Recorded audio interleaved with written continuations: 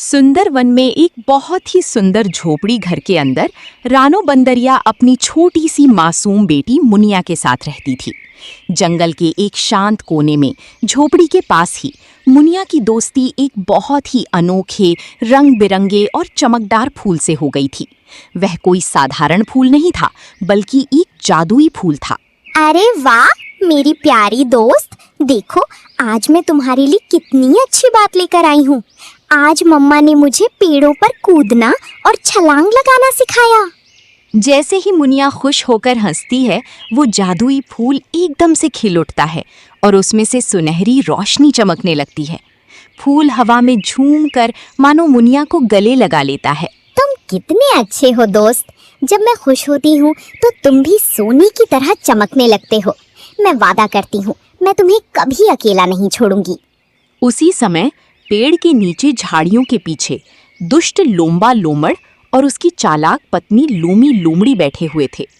उनकी बुरी नजर उस चमकते हुए जादुई फूल पर पड़ जाती है। लोम्बा जी, जरा उधर तो देखो, वो फूल मामूली नहीं है, उसमें से कैसी दिव्य रोशनी निकल रही है।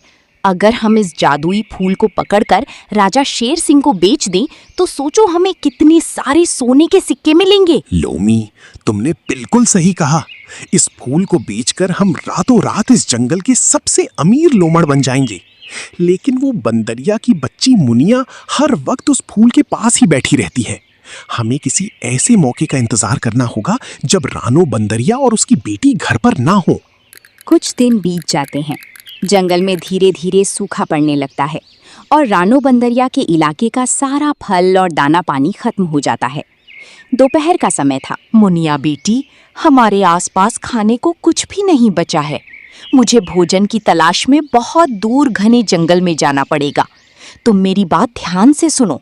तुम झोपड़ी घर के अंदर ही रहना और दरवाजे की कुंडी अंदर से ठीक से बंद कर लेना।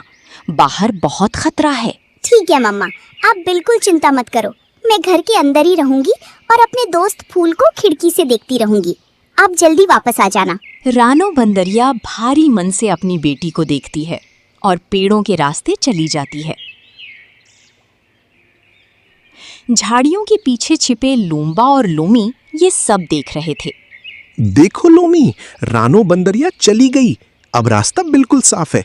चलो उस जादुई फूल को उखाड़ लेते हैं। लोम्बा और लोमी रानो बंदरिया की झोपड़ी के पास पहुंचते हैं। लोम्बा बहुत चालाक था। वो झोपड़ी के दरवाजे को खटखटाता है और अपनी आवाज बदलकर बिल्कुल रानो बंदरिया जैसी मीठी आवाज में बोलता है। मुनिया बेटी, ओ मेरी प्यारी मुनिया बेटी, जरा दरवाजा तो खोलो। देखो तुम्हारी मम्मा वापस आ गई हैं। मैं तुम्हारे लिए बहुत ही मीठे मीठे और रसीले फल लाई हूँ।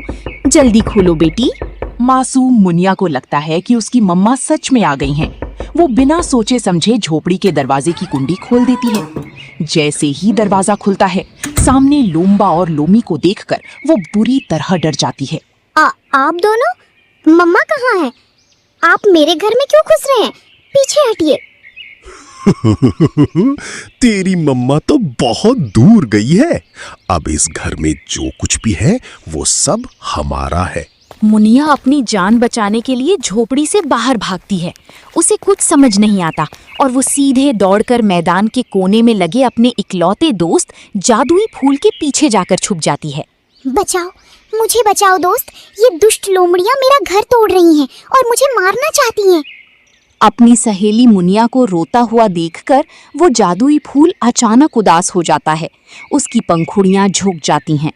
लोम्बा और लोमी भागते हुए सीधे उस जादुई फूल के पास पहुंच जाते हैं। फूल को मुरझाया हुआ देखकर लोम्बा गुस्से में आ जाता है। अरे, इस फूल की रोशनी कहाँ गई? ये काला क्यों पड़ रहा है? हट जा छोटी बंदरिया, इस फूल को हमें दे दे, वरना अच्छा नहीं होगा।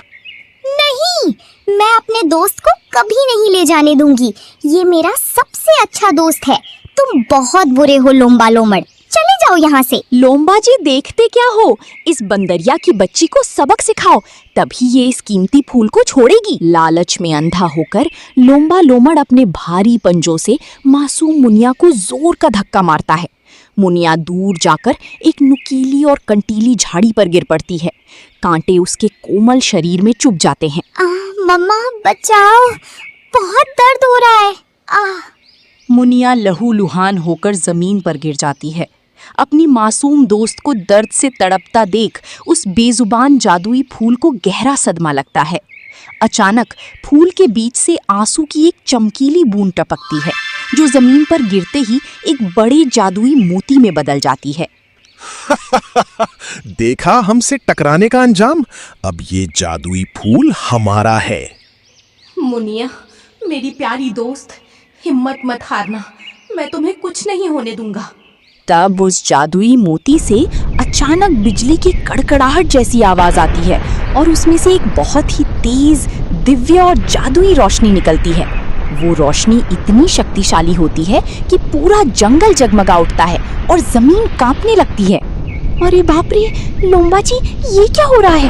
ये रोशनी तो हमारी आंखें झुलसा देगी, भागो यहाँ से। ये तो कोई जादुई शक्ति है। जान बची तो लाखों पाए। भागो लोमी।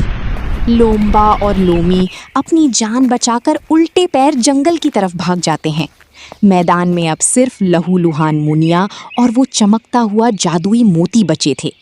तभी उस कड़कते हुए मोती के अंदर से एक बहुत ही धीमी, कोमल और अत्यंत दर्द भरी आवाज गूंजती है। वो उस जादुई फूल की आत्मा की आवाज थी। मुनिया, ओ मेरी प्यारी दोस्त, रोना मत। देखो, वे दुष्ट लोमड़ तुम्हें छोड़कर भाग गए हैं। तो दोस्त, तुम बोल रहे हो? तुम कहाँ हो? मुनिया, तुम्हें इस हाल में देखकर, तुम्हारे शरीर से खून बहता देखकर मेरे दिल के टुकड़े टुकड़े हो गए। मैं एक बेजुबान फूल था, लेकिन तुम्हारा प्यार सच्चा था। तुम्हें इन दुष्टों से बचाने के लिए मैंने अपने जीवन की आखिरी सांस और अपनी पूरी जादुई शक्ति इस मोती में डाल दी है। अब मेरा समय खत्म हो गया है, मैं हमेशा के लिए जा रहा हूँ। अलविदा मेरी दोस्त। मोती से निकलने वाली पवित्र जादुई रोशनी रेंगती हुई मुनिया के पास जाती है और उसके पूरे शरीर को छू लेती है। देखते ही देखते मुनिया के सारे घाव भर जाते हैं, उसका खून साफ हो जाता है और उसका सारा दर्द तुरंत गायब हो जाता है। अरे, ये कैसी ठंडी ठंडी हवा है? मेरा सारा दर्द गायब हो रहा है। मम्मा देखो, मेरे घाव भर गए। मुनिया, मेरी प्यारी दोस्त, अच्छा हुआ तुम ठीक हो गई। अब तुम सुरक्षित हो। इसके तुरंत बाद वो जादुई मोती की चमकती हुई पवित्र रोशनी मुनिया के पुराने टूटे हुए झोपड़ी घर के चारों तरफ फैल जाता है और एक बहुत ही विशाल, अभेद्य और मजबूत जादुई किले के रूप में बदल जाता है। शाम का समय होता है। रानो बंदरिया अपने हाथों में फल दबाए थकी हारी वापस लौटती है। जैसे ही वो अपनी पुरानी झोपड़ी के पास पहुंचती है, वो अपनी आंखों पर विश्वास नहीं कर पाती। हे भगवान, ये क्या है? यहाँ इतना बड़ा मोती का किला कैसे बन गया? मेरी मुनिया कहाँ है? मेरी बच्ची किस हाल में होगी? मुनिया, मुनिया बेटी, तुम कहाँ हो?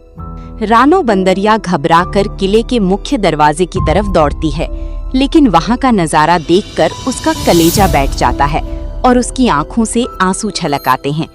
मासूम मुनिया उस निर्जीव फूल को अपनी छोटी सी हाथ में समेटे सिर झुकाए फूट फूट कर रो रही थी। उठो ना दोस्त, प्लीज उठो। देखो, लोमड़ चले गए। अब मैं कभी नहीं रोंगी। बस तुम एक बार खिल जाओ। प्लीज एक बार चमक कर दिखा दो। मुझे अकेला छोड़कर मत जाओ। मुनिया मेरी बच्ची, तुम ठीक तो हो ना? देखो बेटी, डरो मत, तुम्हारी मम्मा आ गई है। और देखो, अब हमारे पास जंगल का सबसे सुंदर और सुरक्षित घर है।